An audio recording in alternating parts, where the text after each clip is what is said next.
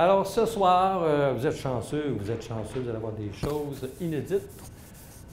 L'histoire militaire des ateliers Angus, parce qu'il y a eu plusieurs vagues, plusieurs événements. On va commencer avec la guerre des Boers, qui peut paraître étrange, parce que la guerre des Boers, ça s'est terminé en 1902. La choc ouvre en 1904. La milice, il y avait une milice ici. On va voir à quoi ça servait, comment ça fonctionnait. La Grande Guerre et la Deuxième Guerre et les conséquences dans le quartier ici. Alors, on va commencer avec la première diapositive. Est-ce que j'ai quelqu'un qui s'en occupe? Non. OK. Eh bien, il faut tout faire ici. Attendez un petit peu. Si je pèse ici, voilà. Alors, cette statue, vous allez la retrouver au Square de Chester et vous allez en voir une semblable à Québec, pas loin du Parlement, un petit peu vers l'est. Ça a été mis sur pied suite à une contribution populaire. C'est des groupes privés qui ont payé ça. Et ça représente un soldat qui a été combattre les Boers en Afrique du Sud. Donc, vous avez à Montréal et à Québec, et sûrement dans d'autres endroits au Canada, des statues de cette ampleur qui célèbrent l'événement. Alors, ce qui est étrange, je vais peut-être apporter.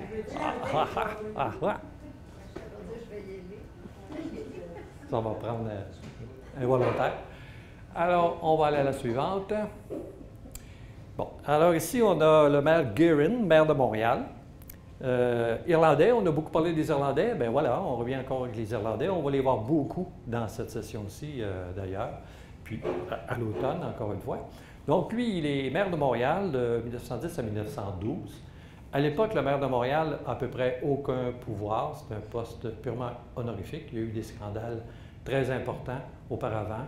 Et puis, le gouvernement a mis finalement à peu près sous tutelle. C'est les commissaires qui administrent la ville. Et le maire n'a que un titre à peu près honorifique. Mais ça ne l'empêche pas de jouer dans la toponymie. Alors, lui, il est un Irlandais, catholique, francophone, mais aussi responsable de groupes irlandais qui appuient les mouvements révolutionnaires en Irlande. Alors, il va décider de prendre la rue Verchères, qui est aujourd'hui la rue Guilford, ici, pas très loin, et il va la rebaptiser la rue Paul Kruger. Paul Kruger, c'est le chef des insurgés Boers en Afrique du Sud.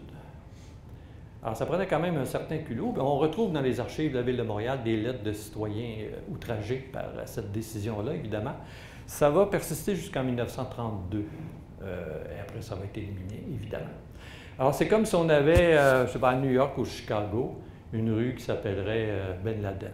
Ça n'a à peu près pas plus de sens que ça, mais ça démontre bien le caractère de l'homme et, comment dirais-je, sa volonté d'en découdre avec l'Empire. Donc, les Boers ont laissé une petite trace sur le site Angus, à la limite du site vers le nord. La suivante, s'il te plaît. Alors, magnifique photo de 1906, et vous avez la milice de Angus. Alors, je rappelle, les shops ouvrent en 1904. Et en 1906, vous avez des employés d'Angus qui s'en vont à la drill à Peterborough. C'est un camp d'été pour s'amuser avec des canons. Au moins savoir par quel bout mettre l'obus. Puisqu'il y allait là 2 semaines, j'imagine que la formation ne doit pas être très, très complète. Et quand tu lis les rapports de l'expédition de l'époque, c'est comme s'ils n'attendaient pas. Il n'y avait pas de toilette, il n'y avait pas de cuisine. Ça a été vraiment complètement alambiqué, cette histoire-là. Alors, on peut, sans trop se compromettre, penser que ce sont des Britanniques, probablement des anciens militaires. Ils ont peut-être d'ailleurs participé à la guerre des Boers. Et à l'époque, il n'y a pas d'armée canadienne. Ça va apparaître après la Première Guerre mondiale. Donc, on n'a que la milice. C'était des regroupements de volontaires soutenus par des entreprises ou des municipalités. Vous aviez la milice de Montmagny, la milice de Joliette, la milice Angus, et les autres grosses compagnies aussi soutenaient des groupes de milices. Il faut dire que les administrateurs du Canadien Pacifique ont investi beaucoup, beaucoup d'argent dans la vie militaire du Canada, particulièrement, bien, pas particulièrement, parce que ça va être encore plus marqué à la Première Guerre, mais à la guerre des Boers, les patrons du CP, donc de Angus, vont mettre 1 million pour envoyer des troupes pour combattre les Boers. Alors, ils ont toujours été très disponibles pour les besoins militaires du gouvernement canadien. On va le voir pour la suite de l'histoire dans les autres démonstrations. Un petit peu, j'avais entrepris d'aller voir qui sont ces gens-là, trouver leurs noms. Quand on a les noms, après ça, on trouve les fiches d'enrôlement. Avec les fiches d'enrôlement, on va voir le cahier de route du régiment dans lequel ils sont. Et là, on peut savoir, ils sont partis telle date, ils ont combattu telle place, un tel est mort écrasé par son cheval ou autrement. On a tous les détails. Mais le matin où je partais en expédition pour Ottawa, COVID. Ça n'a plus jamais retourné. Peut-être qu'un jour, pour avoir le fond de l'histoire, c'est fascinant ce qu'on trouve dans les archives. Alors, la suivante, la Grande Guerre de 14-18, on va parler du foin, la mobilisation des Irlandais, des obus, on va parler de Dimitro Merillo, les camps d'internement, les dynamitards, la 5e colonne et le prix du sang, c'est-à-dire combien de gens sont décédés pendant la guerre. Voilà, suivante s'il te plaît. Alors la guerre commence, étrangement aujourd'hui, ça paraît un peu quasiment loufoque, mais avec des baudets et des chevaux. Il y en a des centaines de milliers qui assurent tout le transport des troupes là-bas. Il faut nourrir ça. Alors, c'est la première préoccupation de l'armée canadienne, envoyer du foin en Europe. Et ils n'ont pas l'équipement qu'il faut dans le port de Montréal. Fait que la première job que les gens d'Angus vont faire, c'est cette magnifique presse à foin qu'ils ont préparée à partir des plans en 11 jours, livrés au port. Alors, je pense qu'il faudrait engager ces gens-là pour faire le métro. C'est très, très, très efficace. Alors, c'était évidemment une énorme machine. Je dois avoir la distance ici. Non, malheureusement. Mais ça a plusieurs pieds de long, une vingtaine de pieds de long à peu près. La suivante, s'il te plaît. Bon, alors l'autre chose que les gens d'Angus vont faire, c'est de préparer les presses pour des obus, qui vont après ça distribuer en Nouvelle-Écosse, dans d'autres shops, pour être capable de préparer les culasses d'obus. Alors, ça prend des machines assez grosses. Et la caractéristique d'Angus, comme on en parlait il y a 2 semaines, c'est qu'on y travaille le bois.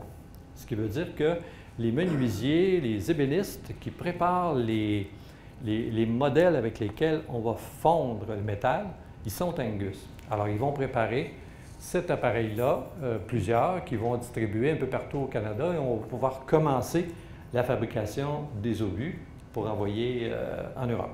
Je vous rappelle juste un chiffre. La bataille de la Somme, la seule bataille de la Somme, qui a été quand même pendant plus qu'une journée, là, ça a été une couple de semaines, quand même, du côté allemand, 15 millions d'obus. Du côté des Français, à peu près 10 millions. Alors, ça vous donne une idée de la quantité d'obus qu'il faut produire rapidement pour envoyer sur le front. Il n'y a pas juste la bataille de la Somme, il y en a eu d'autres, évidemment. Donc, Angus va être appelé à produire les fameux obus. On ne traite pas le matériel explosif, on ne fait que la culasse qui va dessus. Oui. C'est la demande du gouvernement canadien? Oui, c'est le gouvernement qui passe. Oui. À des fins militaires? Tout à fait. C'est le gouvernement canadien qui. Mais ils n'ont pas eu à discuter beaucoup là, parce que le CP était partant en toute matière. Là. On va voir tantôt la quantité de gens qui sont partis au combat. C'est quand même impressionnant. Puis les conditions que créait le CP pour permettre à leurs employés d'aller combattre à l'extérieur. Bon, alors cette machine-là pèse 62 000 livres. Okay. Ça nous a pris 20 jours pour la fabrication, encore une fois. Vraiment exceptionnel, hein? Parce qu'on part d'un modèle en bois, après ça on coule le métal, on envoie ça à la forge, on monte tout ça, et voilà. La suivante, s'il te plaît. Encore la même machine, on la voit quand même un petit peu mieux, c'est plus clair.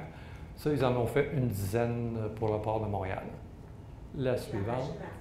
Oui, machine à foin. Donc, vous avez le plan ici, si vous en faire une chez vous. C'est bien beau. Je vous envoie ça par Internet. Alors, là, on est dans la salle où on prépare les culasses. Hein. Encore une fois, c'est uniquement les culasses. Une chance qu'ils ne sont pas dans les explosifs, parce que lui, il est avec sa pipe, là. Alors, ça me donne une vue d'ensemble. Ça, ces images-là sont sorties, là, dernièrement sur Internet, parce que, évidemment, toutes les pièces sont numérisées. Il y a des sites américains qui se spécialisent dans ce domaine-là. Alors, on surveille tout le temps, puis on finit par les faire ressortir. Alors, vous avez ici une primeur. La photo est quand même relativement bonne. On voit ici les culasses. Elles sont dans le petit bac en arrière. Suivante, s'il te plaît. Alors, voilà les culasses en question. L'édifice dans lequel on fait la disposition des lieux, 434 pieds de long, 82 de large. C'est quand même assez costaud.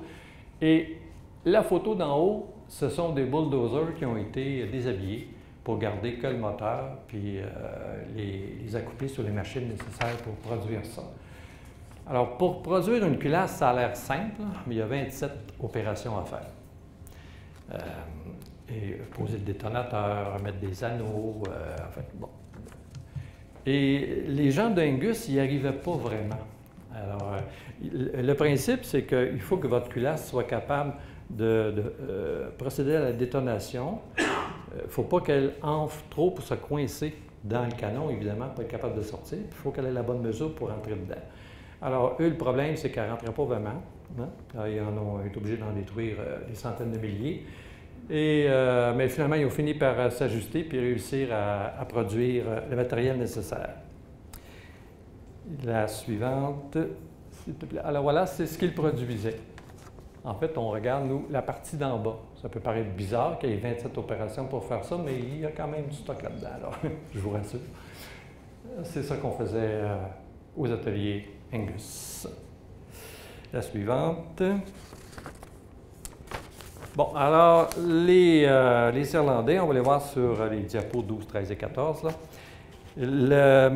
Les fils de M. Shaughnessy, qui était le patron des ateliers Angus ici, irlandais, avaient été réquisitionnés par papa pour former des régiments irlandais.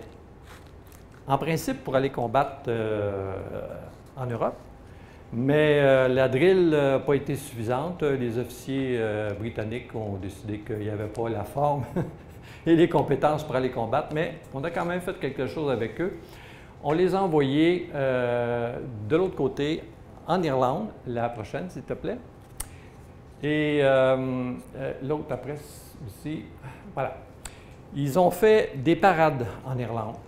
Mais l'idée là-dedans, c'est que, évidemment, ce sont des catholiques et des protestants qui vont aller se promener dans tous les villages irlandais, alors qu'on est à la limite de la révolution de 1919, le Home Rule. Alors, pour apaiser le débat, les militaires ont dit, et le gouvernement canadien, on va les envoyer là-bas pour démontrer qu'on peut aller ensemble combattre l'ennemi puis qu'on est unis.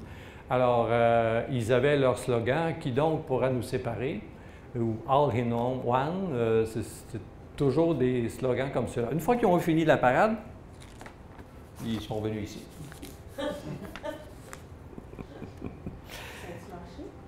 Non, ils n'ont pas été très efficaces. La campagne là-bas, non, visiblement, puisque les événements qui ont suivi démontrent que non, ça n'a pas vraiment impressionné beaucoup de monde là-bas. Hein.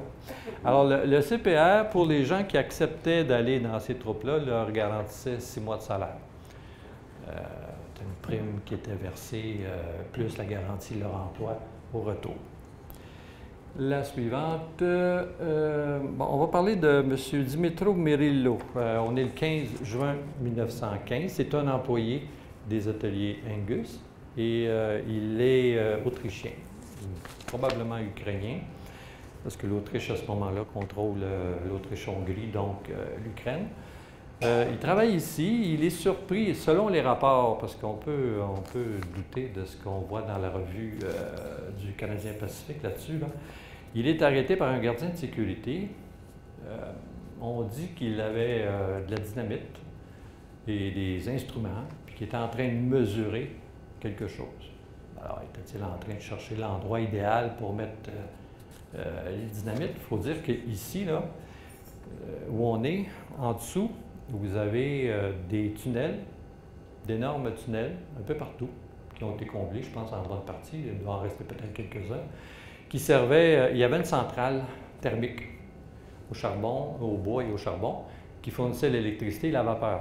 Et la vapeur circulait dans ces tunnels-là. Donc, ça aurait pu être théoriquement un endroit propice pour installer une bombe. Alors, toujours est-il qu'il est arrêté. Il va plaider coupable au vol du gallon à mesurer. Alors, on peut supposer que la question de la dynamite et du complot n'était pas si sérieuse que ça. Il est condamné à la prison 2 mois. J'ai Saint-Vincent-de-Paul en tête, mais c'est pas ça. Bordeaux, c'est ça. Alors, qu'est-ce qui se passait pour les Ukrainiens à l'époque qui étaient dans cette situation-là, et même ceux qui ne l'étaient pas? Là, il y avait des registres des citoyens d'origine ukrainienne ou austro-hongroise, et on les envoyait à Spirit Lake, en Abitibi, dans le magnifique camp que vous voyez là. C'était pas chic, mais évidemment, après, ils ont bâti des choses en dur. Mais les Austro-Hongrois qui s'estimaient citoyens canadiens et qu'ils étaient les invités du gouvernement du Canada là-bas. Et que ce faisant, ils n'avaient pas ni à entretenir l'endroit, ni à aller couper le bois pour se chauffer. Alors, ils ont fait de la grève du bois, ils ont gelé, évidemment, mais ils ont refusé d'aller couper du bois pour se chauffer, puis ils ont tenu cette position-là pendant plusieurs mois. Ils n'ont pas vraiment cédé. Ils ont tenu le bout, comme on dit.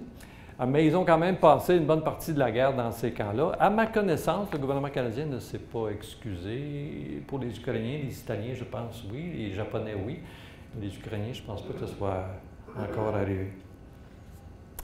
Alors, évidemment, la hantise des complots, quand on examine les dossiers de la milice canadienne, on est pour 14-18, là, on est vraiment étonné par l'ampleur de la crainte de la 5e colonne. Les complots, les risques d'attentats de toutes sortes, les dénonciations pleuvent, ce qui cause quand même un problème assez important pour les gens de la milice parce que, exemple, il y a 2 arpenteurs du gouvernement canadien qui sont en Gaspésie. Et comme les gens ne comprennent pas ce qu'ils disent, ils en ont conclu que c'était des Allemands, évidemment. Par l'anglais, ça aurait été des Allemands. Alors, ils ont appelé la police pour dénoncer ces 2 étrangers-là qui se promènent et prennent des mesures. Alors, qu'est-ce que la GRC ou la milice a fait? Bien, ils ont appelé le curé. Ils ont demandé d'aller vérifier c'est qui ces gens-là. Alors, c'était à peu près les ressources qui étaient disponibles pour combattre les Allemands à l'époque. Et l'autre histoire, c'était un entrepreneur allemand qui était à l'île d'Orléans, qui faisait du ciment, lui. Alors là, la rumeur est partie qu'il installait des plateformes pour bombarder Québec. Bon. Un monsieur à Lévis qui avait fait venir par Amazon, j'imagine, le premier Blériot, un avion français, au Canada. Alors lui, il avait monté son petit avion, puis il se pratiquait. Ah ben là, évidemment, c'était pour un bombardement. Alors, ils étaient vraiment inondés d'appels ou de lettres ou de dénonciations de ce type-là, beaucoup plus qu'en 39-45. Alors, on dirait que plus la menace est éloignée et irréelle, plus les gens y croient. En fait, c'était aussi la première fois qu'on avait un conflit aussi grave, n'est-ce pas? Alors, la prochaine, justement, dans la lignée des complots et des dangers, bien, ce qui s'appelait les dynamitards. C'est des gens qui, dans ce cas-ci, s'opposaient à la conscription. C'est un nommé Élie Lalumière, qui s'occupait de la Ligue constitutionnelle. Là, malheureusement, je suis bien dépourvu pour vous expliquer qu'est-ce que cette Ligue-là demandait, mais elle s'opposait, en tout cas, à la conscription. Et puis, ils ont volé 350 livres de dynamite à la carrière Martineau de Rosemont, là où est actuellement le parc Marquette, Beaubien-des-Carrières. Et ils ont été faire sauter la maison du propriétaire du Montreal Star, Hugh Graham, journal évidemment impérialiste, favorable à la guerre. Alors, ils avaient décidé de faire ça. Ils ont fait une autre tentative de vol de dynamite, là, beaucoup plus imposante, mais ils ont été arrêtés à ce moment-là. Mais ça a occupé évidemment les journaux, puis ça a créé un certain affolement. À Lévis, il y a eu une explosion dans une usine d'armement. Et ici, à Angus, les propriétaires ont demandé à l'armée et à la police d'assurer une protection du site, qui, étrangement, a été refusée. Je ne sais pas trop pourquoi. Peut-être qu'eux étaient plus en mesure d'évaluer le véritable danger qui se présentait ou les gens étaient occupés ailleurs. Mais toujours est-il qu'ils n'ont pas eu la protection assurée. C'est le CP qui a dû le faire lui-même, mais il y avait les moyens.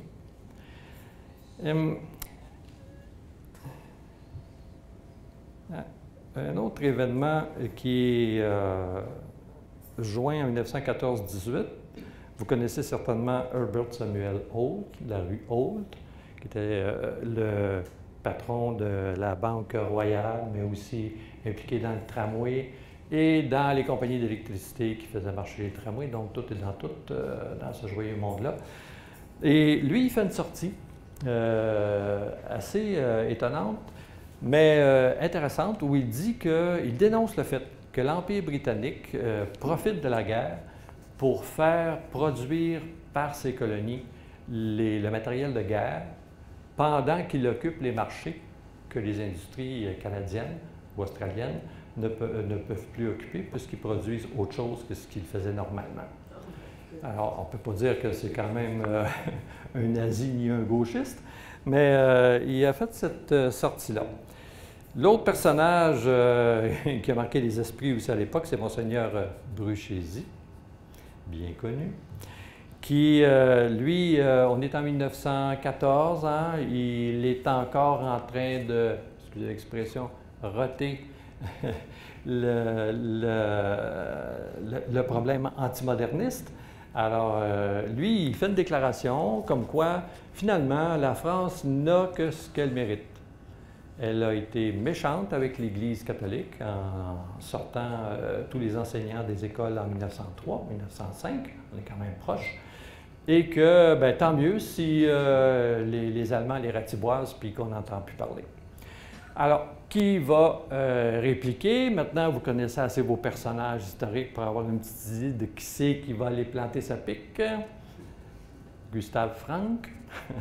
Alors, dans son journal Le Monde ouvrier, première page, un évêque Bosch à Montréal.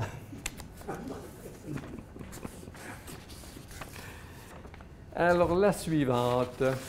Bon, ça, si vous avez l'occasion, cette plaque-là se trouve ici, sur l'édifice administratif, un des derniers édifices qui date de cette époque-là, pas très loin, derrière.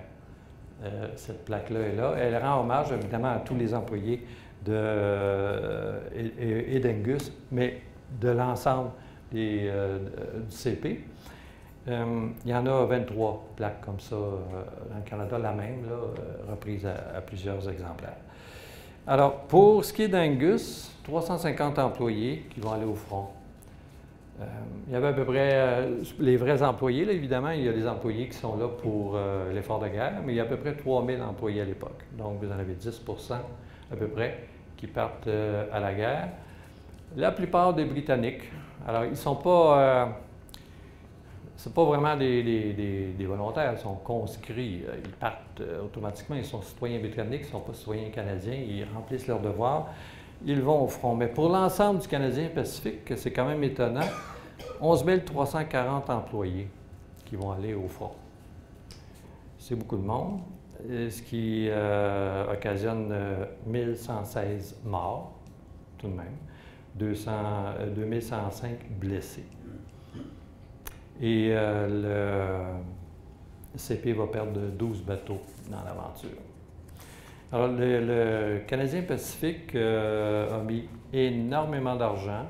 Il garantissait aux employés l'emploi au retour. Il leur donnait des primes au départ. Il permettait à l'armée, évidemment, de venir faire du recrutement sur place. Alors, ils ont vraiment fait tout ce qu'ils pouvaient. Ils avaient des équipes aussi, spécialistes des trains qui allaient en Europe pour s'occuper des voies ferroviaires qui étaient endommagées, rétablir les circuits ferroviaires là-bas. Donc, ils ont vraiment mis beaucoup d'énergie et d'efforts. Un petit commentaire pour l'Église catholique et puis nos fameux médecins radicaux à Montréal, les libéraux radicaux ou francs-maçons. Pendant la guerre de 14-18, vous avez des hôpitaux militaires de campagne qui sont installés sur les champs de bataille français. Vous avez d'un côté l'hôpital, pas l'hôpital, oui, la tente hôpital qui est gérée par les médecins de Saint-Luc, donc les médecins francs-maçons. Et à côté débarque l'Église catholique avec sa tente pour récupérer les armes avant qu'elles partent. Et ça a été comme ça, même sur le champ de bataille, là, les luttes idéologiques qu'on avait à Montréal, elles ont continué là-bas sur le champ de bataille, ce qui est quand même un phénomène assez extraordinaire. La prochaine, s'il te plaît. Donc, la Deuxième Guerre, ce qui va se faire à Angus, des moteurs de corvette, des chars d'assaut. On va parler de M. Taylor. Et puis, le retour du Valentine. Le Valentine, c'est le fameux char d'assaut qui était produit ici. Allons-y donc. Les moteurs de corvette, il y en a fait 75 comme ça. C'est quand même assez costaud. L'autre image va nous montrer qu'est-ce qu'une corvette. C'est un navire rapide pour escorter les convois. C'est la première job qui va se faire à Angus. On monte les pièces, on en fait venir beaucoup des États-Unis et on prépare les moteurs. Mais l'essentiel, ce qui va frapper l'imagerie populaire, oui. Excusez-moi. Entre les deux guerres, c'est redevenu la production de locomotives. Ils ont, des trains, là. Oui, ils ont repris. À la fin, en 1918, il commence à y avoir des grèves dans les compagnies qui font de l'armement. Aux États-Unis, il y a un régime spécial qui a été mis sur pied pour le système ferroviaire, qui lui aussi avait été converti. On appelle ça le régime McAdoo, du monsieur qui gérait ça. Et ça a beaucoup amélioré, réduit les heures de travail, augmenté les salaires. Alors, le gouvernement canadien, quand ils ont vu qu'il y avait de la résistance ici, ils ont pris le même système et ils l'ont importé. Ça a eu un effet positif, le travail a repris. Mais ça, les idées de grève, ça va être pareil en 39-45. Au début, il y a comme tout le monde s'engage, on se met au travail. Rapidement, on se rend compte qu'il y a beaucoup de monde, il y a beaucoup de travail, il y a beaucoup d'argent. Et là, on commence à ralentir le travail, à demander des meilleurs salaires. On va avoir le même phénomène en 39-45. À la fin de la guerre, on s'en parlait tantôt, le Canadien, pas le Canadien national, mais le Grand Tronc et plusieurs petites compagnies ferroviaires n'ont pas été capables de passer à travers.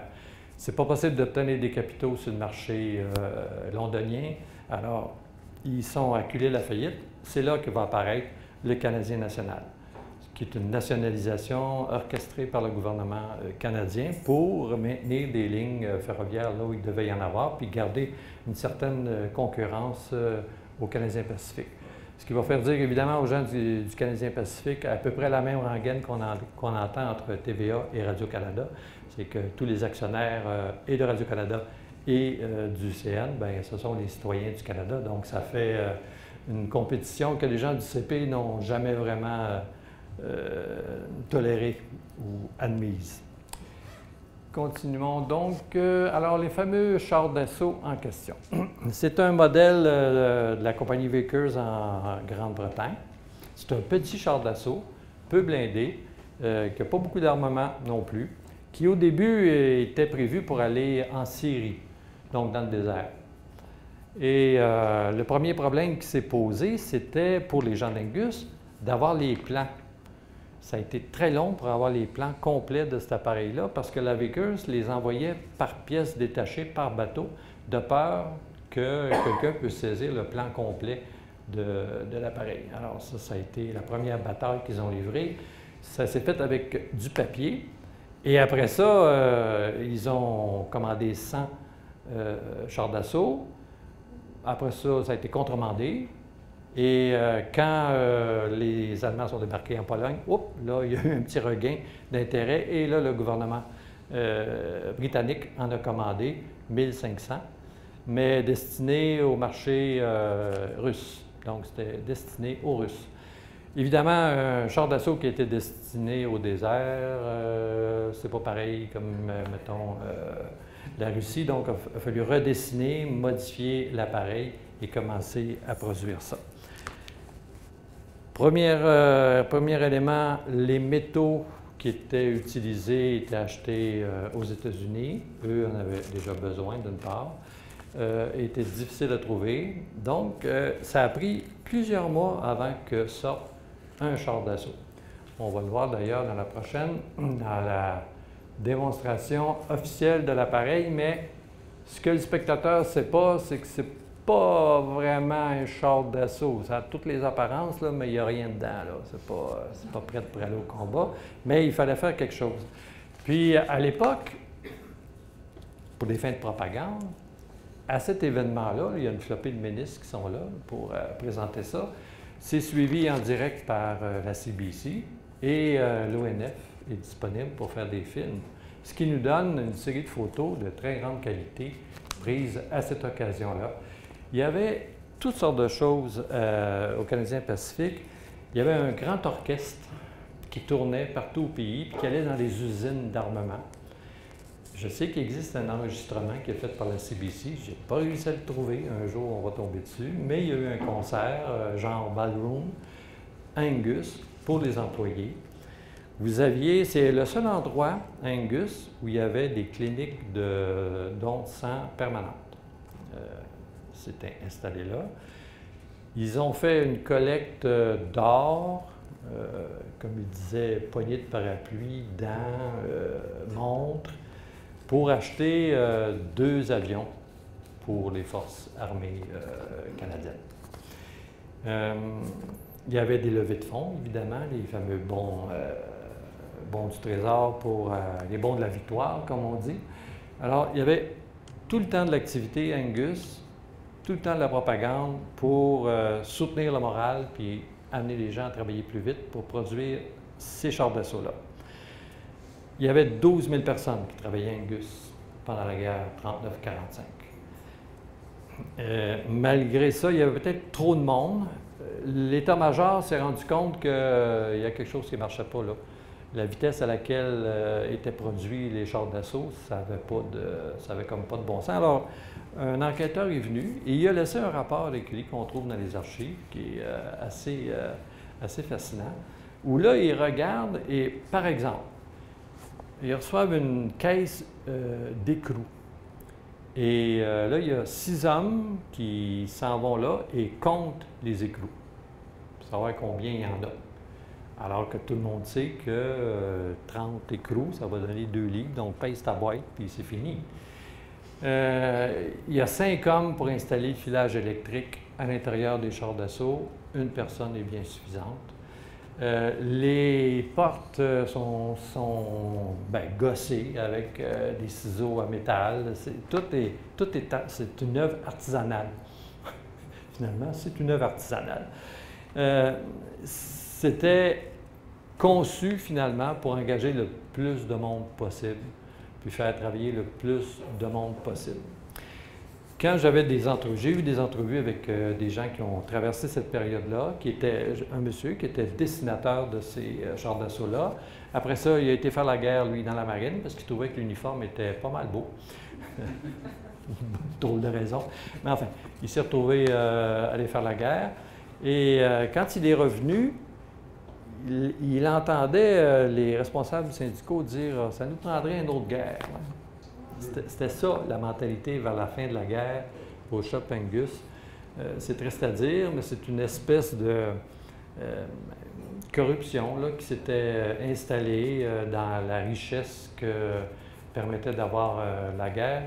C'était pas nécessairement très joli, l'atmosphère générale qu'il y avait au sein des ateliers Angus à ce moment-là.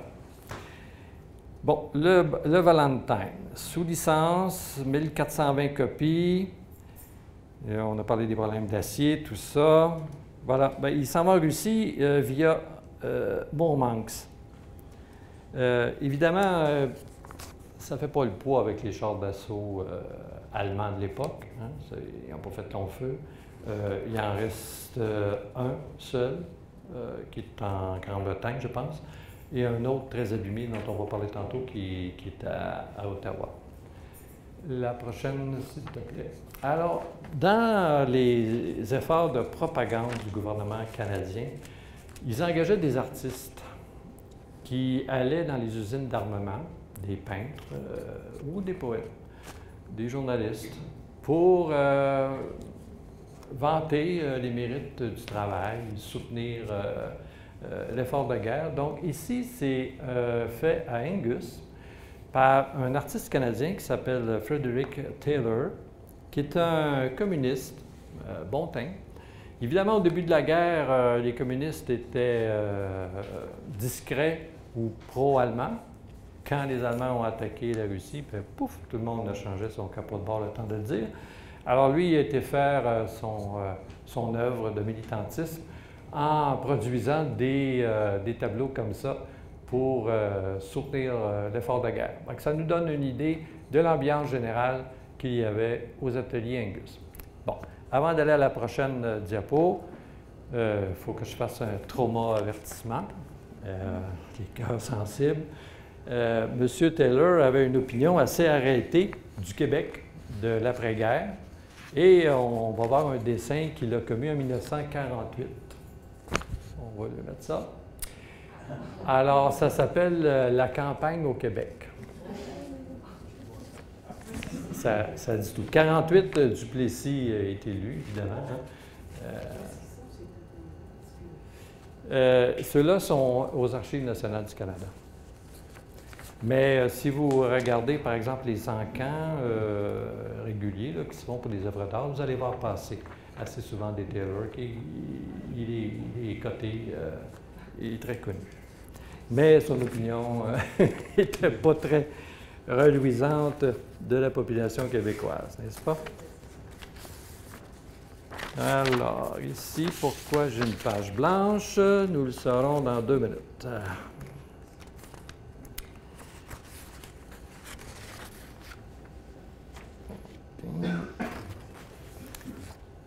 Alors, la diapositive 25, puis la 26, la 27, on va y aller, la suivante. Bon, alors, à la Glasnost, en 1990, en Russie et en Ukraine, il y a des ouvertures qui se font, puis enfin, on peut avoir des contacts avec l'Occident.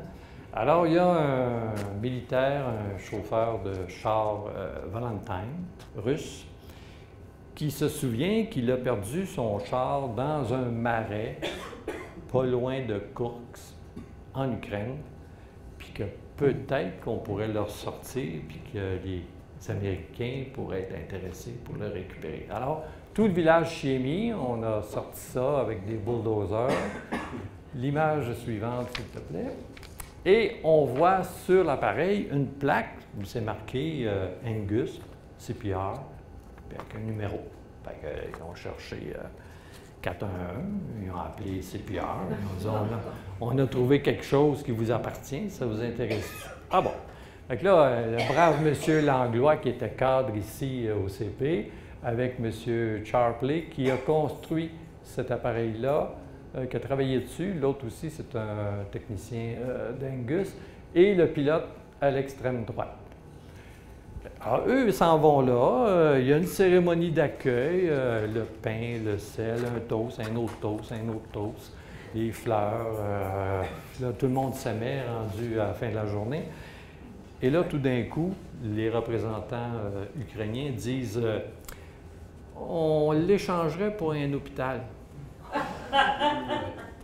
Là, il y a eu comme une stupeur chez les représentants du Canadien Pacifique. Ils ont confié ça aux diplomates canadiens. Et là, je vais vous révéler un secret d'État, le règlement de ce marchandage, un tracteur, une machine à saucisses, un petit laboratoire pour tester le sang, et puis des machines pour faire du fromage. Ouais, ça a été le règlement qui aboutit dans cette histoire-là. Et diapositive suivante, c'est lui. On va le mettre sur une globe, on le ramène à Ottawa, en fait. Oui, si vous allez au musée de la guerre, il est en bas. Il n'a pas été rénové, il n'y a pas eu de travail dessus, ils l'ont laissé comme ça. Et, on va parler un petit peu aussi de ce qui se passait dans Rosemont à cette époque-là. Peut-être que certains d'entre vous savent c'est quoi des Zooters. C'était très... pendant la guerre, particulièrement pendant la guerre, il y avait des règlements concernant la quantité de textiles qu'on pouvait utiliser pour la fabrication des vêtements. Et les plus jeunes contestaient ça en s'habillant, vous avez déjà vu ça, chapeau, très large bord, pantalon jusque-là, habits bouffants, padés aux épaules, énorme boucle, pantalon bouffant. Alors bref, c'est une façon de contester la réglementation. Alors, ces Zooters-là qui se promenaient dans les rues, puis ils ne faisaient pas grand-chose de leur vie, quand les militaires, qui étaient très nombreux, surtout des marins, à Montréal, rencontraient ces gens-là, ça tournait mal. Alors, on a en 1945 dans Rosemont une émeute qui va durer pendant plusieurs heures. Les marins sont alertés dans le port, ils viennent aider leurs collègues ici. La population de Rosemont prend la défense. Et là, il y a toutes sortes de rumeurs qui circulent, qu'il y aurait des morts, les gens sont à l'hôpital, puis que l'armée s'en venait pour mettre... Bon, c'était pas si dramatique que ça. Il y a eu 3 arrestations, personne de blessé. Mais c'est quand même fascinant de lire les journaux puis de voir à quelle ampleur ça peut prendre des histoires comme celle-là. C'est là que tu vois qu'il y a des journaux plus sérieux que d'autres par ailleurs.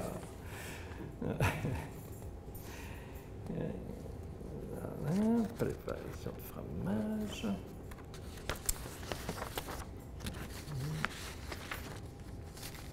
Bon, le prochain. Henri Gagnon, un militant communiste qui a fait la guerre. Vous l'avez connu, hein? Il est décédé, je pense, en 1960, dans ces eaux-là, peut-être même plus tard. Lui, on pense qu'on a des problèmes de logement actuellement, mais après la guerre, c'était vraiment terrible. Les gens vivaient dans les taudis, il n'y en avait pas de logement, ou dans la rue. Alors lui, ce qu'il fait, il organise des squats. Il part en 1947. Là. Il part avec des gens, puis il va occuper un édifice. Mais c'est un fin renard. La prochaine, s'il te plaît. Il décide d'aller occuper une maison de jeu dans l'ouest de Montréal. Et il va trouver là des documents, évidemment, qui portent sur les jeux, qui étaient évidemment illégaux. Alors, ce qu'il fait, il prend ces documents-là, puis il envoie ça au juge Surveyor, qui est en fait pas dans son rôle de juge, mais qui était président de pas de la Ligue des vétérans, c'est un petit peu plus bas.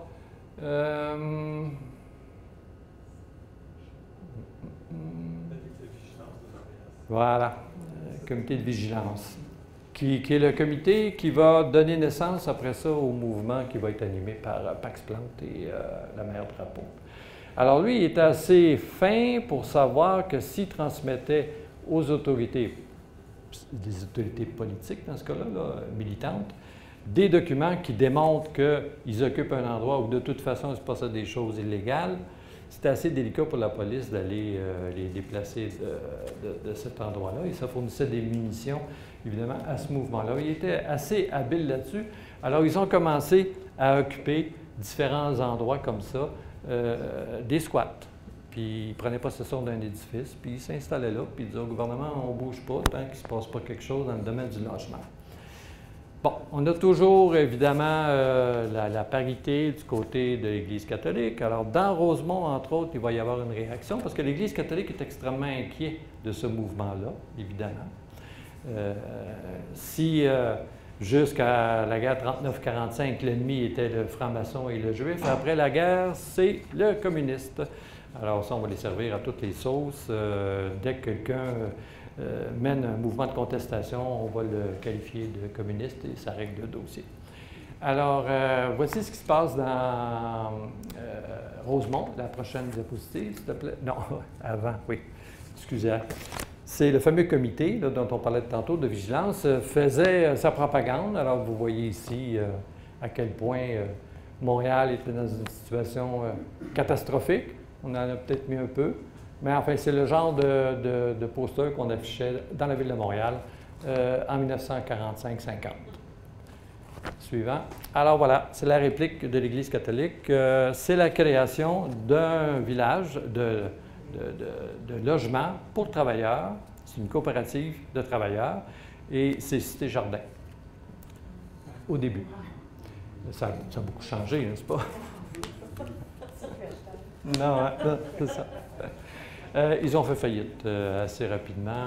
Il semblerait que les curés n'avaient pas beaucoup de talent dans la comptabilité, mais c'était un village qui était destiné exclusivement aux catholiques, où on excluait d'office les juifs ou les gens d'autres religions. Donc, c'était se refermer sur nous-mêmes, tout en construisant des logements et en évitant que les gens aillent suivre, évidemment, les mouvements communistes vers l'appropriation de logements privés, comme ça se faisait avec M. Henri Gagnon. Alors, écoutez, on a fait la tournée de ce qui se passait du point de vue militaire des ateliers Angus. Si vous avez des questions, ça me fera plaisir d'apporter quelques éclairages. Oui, mesdames. Quand Angus est transformé, est-ce que Angus est complètement transformé en une usine de guerre ou il continue? Il y a quand même des trains qu'il faut réparer, il y a quand même des choses à faire. Bonne question. Non, on abandonne pratiquement les trains pendant la guerre, ce qui cause un problème au retour de la guerre de manque de matériel, évidemment. Et puis quand Haute dit que ben, c'est ça qui se passe, qu'est-ce que le CP va devoir faire? C'est qu'il va devoir acheter des trains écossais. À l'époque, les Écossais produisaient beaucoup de locomotives, ou américaines pour refaire le matériel qui n'avait pas été fabriqué pendant la guerre.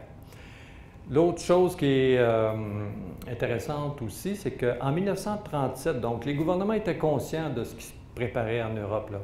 Parce que les plans de réaménagement des ateliers Angus en usine d'armement, ça s'est fait en 1937.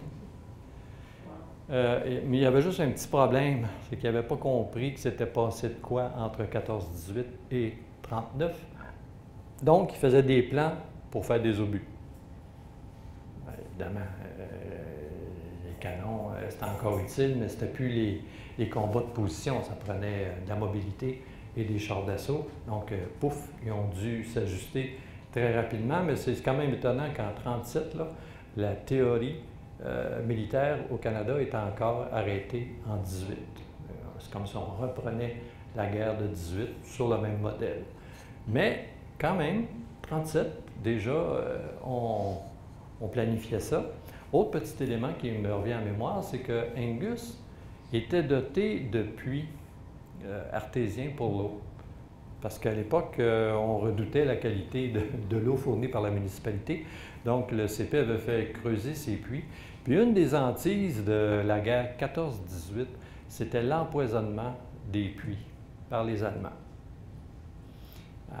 Alors, les puits ici ont été protégés et conservés, mais cette espèce de mentalité de peur du complot, bien, c'est vrai que les Allemands avaient commencé à utiliser des gaz, pas hilarants, c'était pas drôle pantoute, asphyxiant. Donc, potentiellement, il pouvait y avoir évidemment quelqu'un qui viendrait faire ça. Donc, on a protégé les puits de Angus et on les a utilisés. Oui, monsieur. Le CPR, c'était une compagnie privée. Oui. Les contrats venaient du gouvernement. Oui. Comment se négociaient les contrats?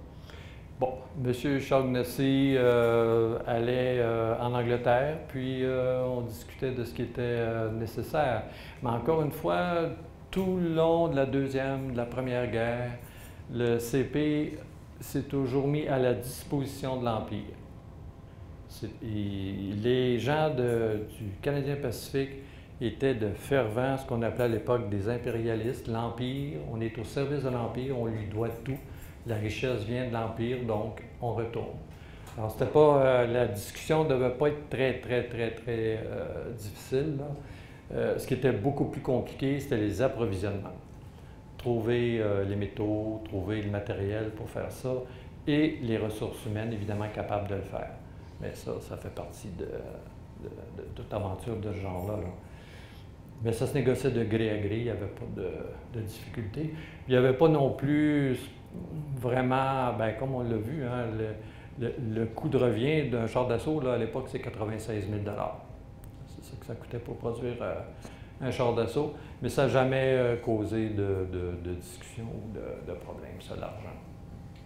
Et aussi, j'avais un peu abordé la semaine dernière, un parallèle entre ce qui se passait avec le Canadian Vickers qui, pendant la guerre, produisait pour la guerre. D'ailleurs, j'avais fait référence, j'avais en 1955, lors d'un repas avec mon père, puis l'économie était difficile en 1955. Il nous sort, ça prendrait une autre guerre, ce que vous avez rapporté tantôt. Oui. C'était plus parce qu'il y avait une difficulté économique et les travailleurs dans les années 40, pendant la guerre, ça travaillait, puis ils se sont sortis d'une certaine misère. Ce qui fait que c'était pas nécessairement des gens, je pense à la famille aussi, toute ma famille a tout travaillé avec eux. Et c'était des travailleurs, ça travaillait fort, ça gagnait ce qui fait que la façon dont vous l'avez traité tantôt là, m'a un petit peu agacé. Là, oui, bon, si, je m'en excuse. Mais bon, comme vous me disiez aussi la semaine dernière, il y avait des jobs qui se faisaient le matin, qui se défaisaient le lendemain, qui se refaisaient 3 jours plus tard. Oui, mais ça, c'est quand j'ai travaillé là, en soi. Mais c'était pareil. À la fin, Angus, ça ressemblait à ça. C'était des contrats à cost plus toujours, puis c'était dans ce sens-là. Même pendant la guerre, c'était à cost plus. Oui, évidemment. Alors évidemment, il y en a qui ralentissaient le pas, ou fabriquaient une chose le matin, la défaisaient le soir, puis la recommençaient le lendemain. Ça a été vu dans toutes les grandes shops. Il y avait une complicité entre le donneur d'ouvrage, qu'on appelle le gouvernement, puis scratch my back, I'll scratch yours. C'est pas d'aujourd'hui. Ça ressemble à ça. D'autres questions? Est-ce qu'ils ont embauché des femmes durant la Deuxième Guerre? Parce que les Oui. femmes ont quand même... Oui. Je n'ai pas de photos pour Angus, mais on a des photos qui sont comme génériques, mais du CPR, où on voit des femmes qui travaillent pour faire des munitions, mais elles sont dans le domaine des explosifs.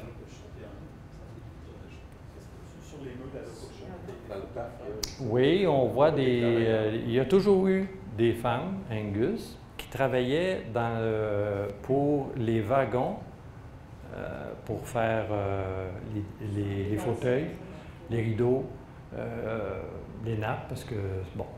Et elles avaient le contrat aussi des sacs postaux en cuir. Mais ce qui était étonnant, quand je rencontrais des travailleurs en 92, 93, puis je leur posais la question, est-ce qu'il y a des femmes qui travaillaient à Angus? C'était systématiquement non. Oui. Je ne sais pas, j'essayais de comprendre, probablement. Elles n'étaient pas, évidemment, sur le plancher ici, là, c'était un autre édifice un peu en arrière. Bien honnêtement, j'ai l'impression que pour les hommes, faire la couture, c'était pas travailler. Ah, ça devait ressembler à ça, là. J'ai pas bien compris, parce qu'il y en avait quand même plusieurs dizaines, là. C'était pas des cas isolés, là. Il n'y avait que des femmes qui travaillaient là avec un artiste français qui faisait les décorations des voitures. Alors, on pense aussi au service de la paie, au secrétariat, aux infirmières. Oui, oui, il y avait des infirmières, effectivement, à l'hôpital qui étaient ici, là, qu'on voit encore aujourd'hui. Oui, oui, effectivement, mais je sais pas, c'est vraiment fascinant, hein? Tous les hommes à qui j'ai posé la question, non, pas de femmes. Oui, ça se résumait à leur milieu. Le site est très grand, peut-être qu'il y avait plusieurs bâtiments puis qui étaient concentrés, je sais pas. Oui, ça c'est sûr, oui. Mais même à ça, quand même. Ouais, Il y a eu deux machinistes dans l'histoire d'Angus qui ont travaillé ici, 2 femmes, dans les années 70. Ils ont fait 1 mois, là. Ça devait être, oui, ça devait être assez insupportable. Là. Vous savez comment c'est organisé, les toilettes ici, hein? Non. C'était quand même une nouveauté, il était à l'intérieur, c'était pas si mal, là. Oui. Mais là, vous prenez un tuyau de 6 pouces, là, vous faites le tour ici, là. Puis vous mettez des petites lunettes de toilette là-dessus. Puis voilà. On n'arrête pas les civilités pendant. Non, c'était pas mal, non. C'était non-genré avant le temps. Mais c'était aussi pour les patrons une question de discipline. Ils ne voulaient pas qu'il y ait des endroits fermés où il se passerait des choses qu'ils ne verraient pas. Il ne faut pas oublier qu'au Shop Angus, il y a à peu près toujours eu des alambics. Ouais. Quand ils recevaient les wagons de l'Ouest canadien avec les grains, ils prenaient le grain. Et alors, tu avais toutes sortes de corps de métier là-dedans qui fabriquaient l'alambic. Et voilà. Bien, c'était un problème. Il y avait des sections de l'usine où les patrons ne pouvaient pas rentrer. C'était trop dangereux. Donc, la perte de contrôle, on en a parlé la semaine dernière, la perte de contrôle sur la discipline a entraîné la création de la Caisse d'économie pour être capable de donner aux gens un petit peu d'économie, de ne pas être aux prises avec les Shylock, puis être obligé de soit vendre de l'alcool, soit la fabriquer, ou même des drogues de toutes sortes, vol de temps, vol de matériel. C'est devenu vraiment un problème très grave, qu'on peut imputer à la richesse qui est arrivée pendant la guerre 39-45, là, qui a amené les gens à avoir, puis surtout, le marché de la consommation de masse, poêle, frigidaire, voiture, télévision un petit peu plus tard, radio, bien, tout ça, les gens ont commencé à acheter ça. Il y avait quand même du numéraire qui circulait. Là, fait que, et quand ils n'avaient pas, bien, ils empruntaient. Les caisses populaires ne prêtaient pas pour acheter des biens de consommation parce que c'était pas bien vu. Donc, il fallait qu'ils fassent affaire avec Household Finance ou des Shylock. Puis, là, les femmes, on les voyait à la porte de l'usine, les épouses, les messieurs, le jeudi, prendre l'enveloppe avant que le Shylock la pogne. Fait que tu avais une rangée de Shylock d'un bord et une rangée. Oui, c'est ça. Où là, tout était prêt pour les recevoir parce que ça allait se faire en une demi-heure. Ouais. Voilà, tout un monde. Mais ça, on va avoir l'occasion l'automne de revenir sur comment fonctionnait cette shop-là, tous les édifices qu'il y avait, et les comportements. Il y avait quasiment plus de chats qui travaillaient là que de monde. Là. Il y a toujours eu des chats, Angus. Tout le temps. À l'origine, de l'autre côté, c'était le bétail qui arrivait de l'ouest, et puis les abattoirs, des usines de colle à partir des os et des résidus de l'abattoir. Et c'était le quartier des cordonniers qui étaient là, dans ce coin-là. Alors évidemment, du rat, il y en avait. Il y avait des chats partout dans le shop jusqu'à la fermeture. Voilà, pour ce qui est de la guerre, vous n'avez pas d'autres questions? Oui. Est-ce que les employés allaient autant au front durant la deuxième que la première? Moins dans la deuxième, parce que pour une raison tout à fait simple, 14-18, ce sont des Britanniques.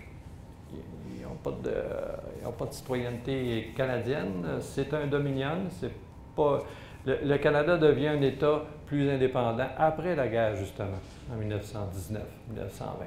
Auparavant, c'est vraiment une colonie, c'est Londres qui décide, puis des citoyens britanniques, ça vient de finir.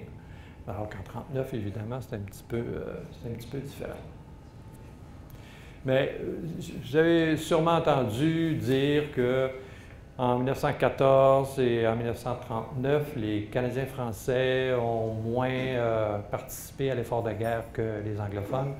Il y a eu des calculs très intéressants qui ont été faits par un ancien journaliste de la presse, M. Fenna, qui a étudié ça. Puis finalement, quand on élimine les Britanniques qui étaient tenus d'aller au front, puis on ne regarde que les Canadiens anglophones, la proportion est la même. C'est un peu une illusion d'optique qu'il y avait à l'époque, mais quand on examine les chiffres, oui, il y a eu la résistance, bien sûr, on le sait, il y a eu des émeutes à Québec, il y a eu des morts, tout ça, là. Il y a eu de la résistance par rapport à la conscription, mais la participation, on parlait la semaine passée d'Oliver Asselin, et Oliver Asselin s'est enrôlé très rapidement, même s'il était un nationaliste québécois. Lui, il a fait son service aux Bermudes. C'est pas très dangereux, mais enfin. Les Bermudes, ça, c'est intéressant de savoir, les Bermudes avaient été confiées au gouvernement canadien pour la protection pendant la guerre 39-45. Ça explique pourquoi on a tant de banques canadiennes. Aux Bermudes. Oui. Alors, les paradis fiscaux ont commencé là. C'est plus de bizarre de relation entre les Bermudes et les banques canadiennes. Là, ça vient de là. Pardon? Pourquoi les Bermudes avaient été confiés au Canada? Bien, parce que... oui, il n'y avait pas de menace imminente, donc tu pouvais te permettre d'envoyer des militaires qui n'étaient peut-être pas tout à fait mûrs pour aller au front ou plus âgés, parce qu'Oliver Asselin n'était pas jeune quand même. Là. Alors, il envoyait des troupes là pour surveiller si jamais il y avait de quoi, mais on est loin du front un peu partout. Mais en tout cas, le monde avait été disposé comme ça. L'Empire s'assurait que partout, il y avait un minimum de protection en cas de problème. On a manqué une belle opportunité de se négocier un petit envoi privilégié là-dessus. Ben oui. Ben oui, on aurait pu. Trop tard. Oui. La question de la conscription à la Deuxième Guerre, est-ce que ça jouait ici à l'intérieur de... J'ai pas entendu... J'ai pas entendu de propos là-dessus. Non. En tout cas, pas Angus. Okay. Il doit y avoir des mouvements politiques en 1976 ou pour d'autres raisons là, au sein d'Angus. Quand même, il y avait un gros bassin organisé, de travailleurs. Oui. Mais j'imagine qu'en 1939, si tu travaillais à Angus sur du matériel militaire, oui, c'est ça. Tu pouvais cocher une... ouais. Mais j'ai pas rien entendu non, de ce genre-là. Des propos, des conflits par rapport aux militants les plus à gauche, communistes, par rapport aux syndicats, ça j'en ai entendu. Syndicats qui ne voulaient que profiter des effets de la guerre pour enrichir le plus possible, ça oui, j'ai entendu des propos comme ça. Mais beaucoup de volontariat aussi pour aller à la guerre. Hein? C'était pas... non, c'était pas... En tout cas, Angus, là, on n'a pas senti de mouvement de gens qui ne voulaient pas y aller. Là. Parfait. Alors, je vous remercie pour votre écoute. Et on aura 3 séries à l'automne. On va fixer les dates, soit début septembre ou après. Mais après, en novembre, c'est pas très beau. Alors, on va aborder à ce moment-là la dernière Angus de 92, donc Angus actuel jusqu'en 2024, comment ça s'est passé. Un autre épisode où on va étudier comment ça se passait dans l'usine, cette grande cité-là, comment c'était divisé, qu'est-ce qui faisait quoi, ça va être très intéressant, comment on construit une locomotive. Et puis, on va revenir sur les événements de 1910. La concentration de tous les dangers en 1910 pour le nationalisme, pour la gauche, pour l'Église, pour les francophones. Angus est un peu c'est un personnage un peu lointain là-dedans, mais compte tenu de l'ampleur du nombre d'employés qu'il y avait, de la quantité de syndiqués qui fournissaient de l'argent au Conseil des métiers, bien, c'est ça, c'est la machine qui a été nourrie par, sinon le militantisme, au moins l'argent qui sortait de grosses shops comme Angus. Donc ça va être très intéressant. Merci. Merci. Bonsoir.